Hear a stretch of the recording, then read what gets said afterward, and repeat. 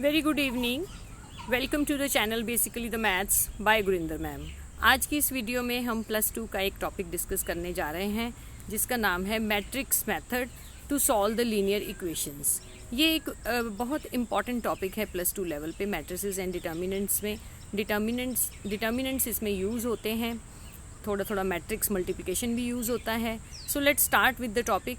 सो topic में हम सबसे पहले आपको बताएंगे कि लीनियर इक्वेशंस कौन सी टाइप की हमने यहाँ पे डिस्कस करी हैं। सो मैंने यहाँ पे नॉन होमोजीनियस इक्वेशंस ली हैं। नॉन होमोजीनियस इक्वेशंस कैसी होती हैं ज़रा पहले देख लेते हैं, आपको बताते हैं। यहाँ पे ये देखिए x की जो डिग्री है 1 है, y की जो डिग्री है वो 1 है, z की जो डिग्री है वो 1 है, और राइट हैंड साइड पे डिग्री जो है वो अभी कुछ भी कोई भी वेरिएबल नहीं है। तो लेफ्ट हैंड साइड पे टोटल डिग्री जो है वो हमारे पास क्या है, x की 1 है, y की 1 है, z की 1 है, बीच में प्लस और माइनस है।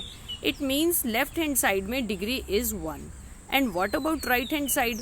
राइट हैंड साइड में हम कोई भी वेरिएबल जो है वो मल्टीप्लाई कर दें, अगर जैसे -1 के साथ मैं x अगर मल्टीप्लाई कर देती हूँ तो x रेज 0 हो जाता है, ठीक है। तो x रेज 0 जो है यहाँ पे इट मीन्स डिग्री कितनी हो रही है मेरे पास 0।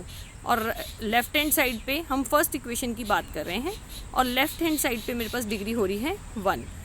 सो डिग्री थ्रू आउट जो इक्वेशन में फ्लो कर रही है left hand side and right hand side में वो सेम नहीं है। It is not a homogeneous system. Homogeneous system ये नहीं है। सो इसलिए हम इसको जो है नॉन होमोजीनियस सिस्टम कहते हैं।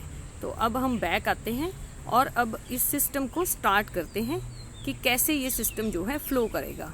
सो फर्स्ट हमारे पास जो आएगा, सबसे पहले हम कैलकुलेट क्या करेंगे, ए डिटर्मिनेंट कैलकुलेट करेंगे जो हमें बताएगा कि हमने किधर को फ्लो करना है, कौन सी साइड में हम जाएंगे। अगर ए डिटर्मिनेंट हमारे पास नॉन ज़ीरो आता है तो discussion is different, and if a determinant is zero then the discussion is different. So a determinant अगर नॉन ज़ीरो आता है मेरे पास तो मेरे पास हमेशा यूनिक सोल्यूशन होगा, एक्स वाई जेड की कोई ना कोई वैल्यू मेरे पास फ्लो होके आएगी। अगर ए डिटर्मिनेंट 0 हो जाता है तो मेरे को फिर से जो है 2 केसेस डिस्कस करने पड़ेंगे। नंबर 1 इज एडजॉइंट ए निकालना पड़ेगा, इनटू बी निकालना पड़ेगा। एडजॉइंट ए पहले निकाल लेंगे, उसको बी के साथ मल्टीप्लाई करेंगे। मैं अभी आपको बताऊंगी ये ए बी क्या है। ये हमने जो सिस्टम बनाया था उसी के ऊपर डिस्कशन हम ले रहे हैं। एडजॉइंट ए इंटू बी जो है वो अगर 0 आ जाता है तो इनफाइनाइट मैनी सोल्यूशंस आएंगे, और अगर adjoint A into B non zero आ जाता है तो नो सोल्यूशन आएगा।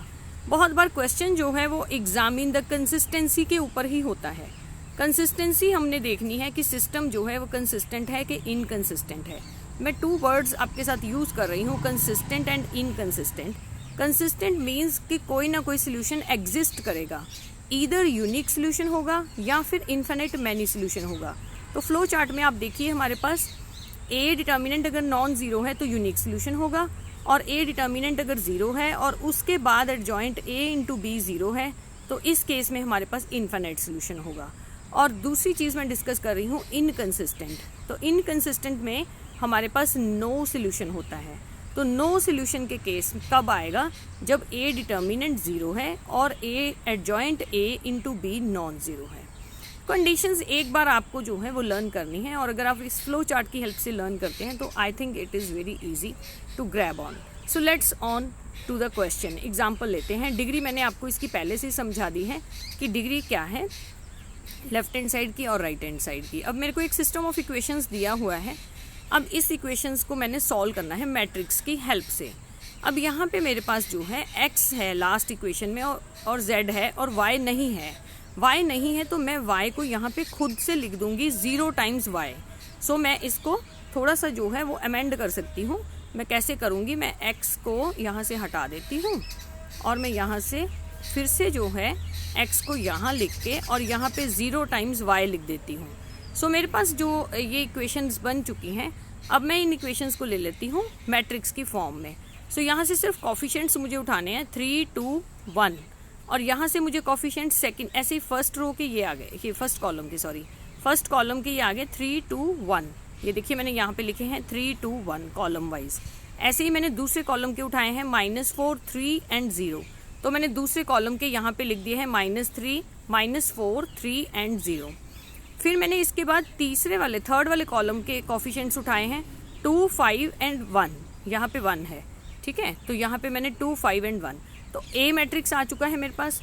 अब मैं एक्स मैट्रिक्स लिखूंगी। एक्स कौन सा मैट्रिक्स होगा मेरे पास, यहाँ पे जो भी वेरिएबल्स थे, एक्स था, वाई था और जेड था, ये वेरिएबल्स थे मेरे पास।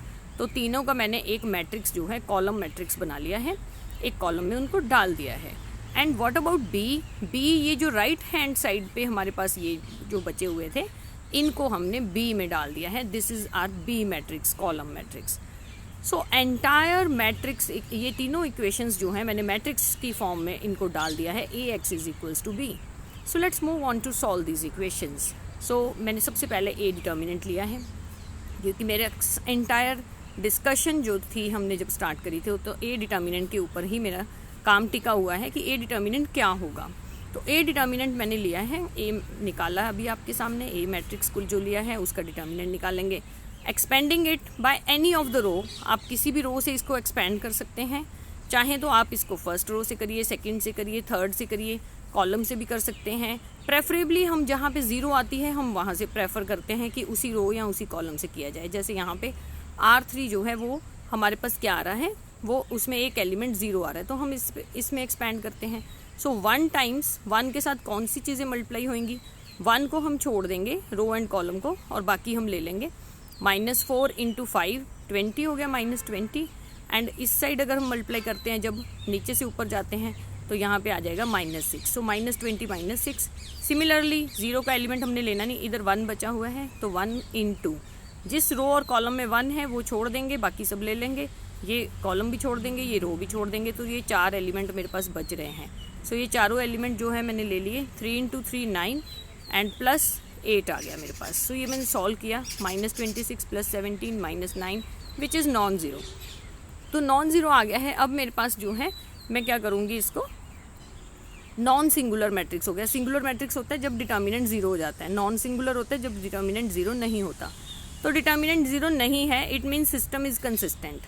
अगर तो हमें सिर्फ इतनी डिस्कशन ही पूछी है कि आप बताइए इसकी कंसिस्टेंसी है कि नहीं है, इनकंसिस्टेंट है, तो system is consistent, then we are done, unique solution होगा, हमारा क्वेश्चन ख़त्म हो जाएगा।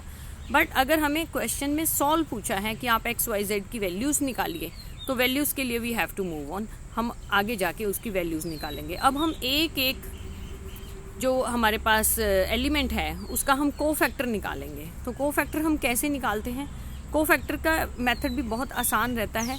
हम क्या करते हैं, ये मेरा काफ़ी गंदा हो गया डिटर्मिनेंट वाला, तो मैं जैसे यहाँ पे 3 का कोफैक्टर निकालना चाहती हूँ, तो 3 की पोजीशन कौन सी है, 3 की पोजीशन है A11। Let me change the colour and then I will tell you. यहाँ पे A11 इसकी पोजीशन है। सो A11 में ये 1 + 1 हम सबसे पहले ये लेंगे, -1 की पावर 1 + 1, ठीक है। और साथ में जिस रो और कॉलम में ये पड़ा हुआ है वो छोड़ देंगे, बाकी का जो माइनर है वो हम ले लेंगे। सो 3, 5, 0 एंड 1। तो ये जो है इसको जब मैं सॉल्व करूँगी तो मेरे पास A11 जो है कोफैक्टर आ जाएगा। ये लिखा हुआ है मैंने, जैसे यहाँ पे ये लिखा है, -1 का स्क्वायर हो गया, वो पॉजिटिव हो जाएगा, और 3 × हो जाएगा, तो ये 3 आ गया। ऐसे A12, ये कैपिटल A12 मैंने कोफैक्टर के लिए यहाँ यूज़ किया है। तो 1 2 पोजीशन है, तो -1 की पावर ये हमने खुद लगाना है, इसका फॉर्मूला है। -1 की पावर जो है, यही 1 और 2 जो है इनको ऐड किया है यहाँ पे। और जिस रो और कॉलम में वो एलिमेंट होता है, जैसे A12 पोजीशन पे कौन सा एलिमेंट है, A12 ये है, फर्स्ट रो सेकंड कॉलम, तो इस रो को, इस कॉलम को और इस रो को हम छोड़ देंगे, तो 2 1 5 1 ये आ रहा है मेरे पास, 2 1 5 1, ये देखिए 2 1 5 1। तो अब मैं इसको मल्टीप्लाई भी कर लेती हूँ। मल्टीप्लाई किया 2 × 1 -5, सो 2 -5, सो ये आ गया -3। सो ये मैंने ऐड ऑन किया तो ये मेरे पास बन गया 3। इन द सिमिलर वे मैंने हर एलिमेंट का कोफैक्टर यहाँ पे निकाल के रखा है।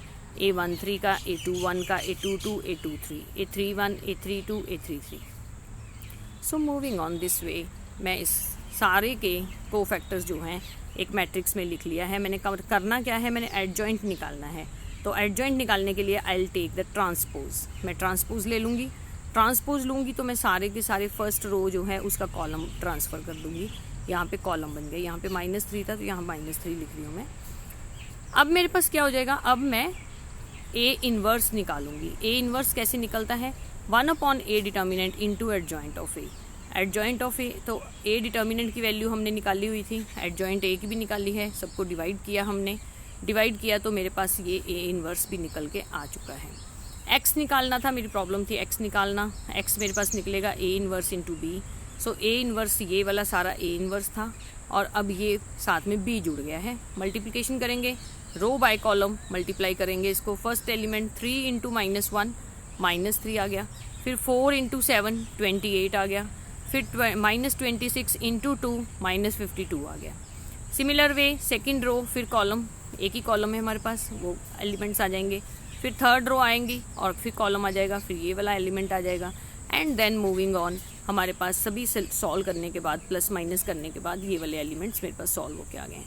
-1/9 को मैं अंदर ले जाऊंगी, हर एलिमेंट को -9 से मैं डिवाइड कर दूंगी एंड आई विल गेट 3 2 -1। सो अब मैं x जो था मेरे पास मैट्रिक्स, उसमें 3 एलिमेंट्स थे x, y एंड z।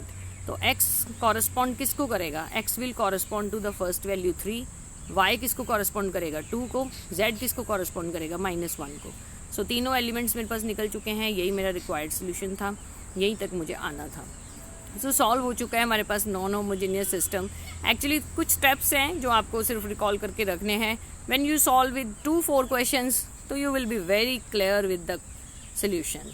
बहुत आसान है, लिटिल बिट लेंदी जरूर होता है, बट ये डिफ़िकल्ट मेथड बिल्कुल भी नहीं है। सो स्टूडेंट्स इसको कभी भी मत छोड़िएगा, एग्जामिनर हमेशा इसके ऊपर पॉइंट आउट ज़रूर करता है, बिकॉज एंटायर चैप्टर का जो है इसमें आपको जो कह सकते हैं आप फोकस इसके ऊपर रहता है, बिकॉज इसमें आप स्टूडेंट का एडजॉइंट निकालना भी चेक हो जाता है, ट्रांसपोज भी चेक हो जाता है, डिटर्मिनेंट निकालना भी चेक हो जाता है।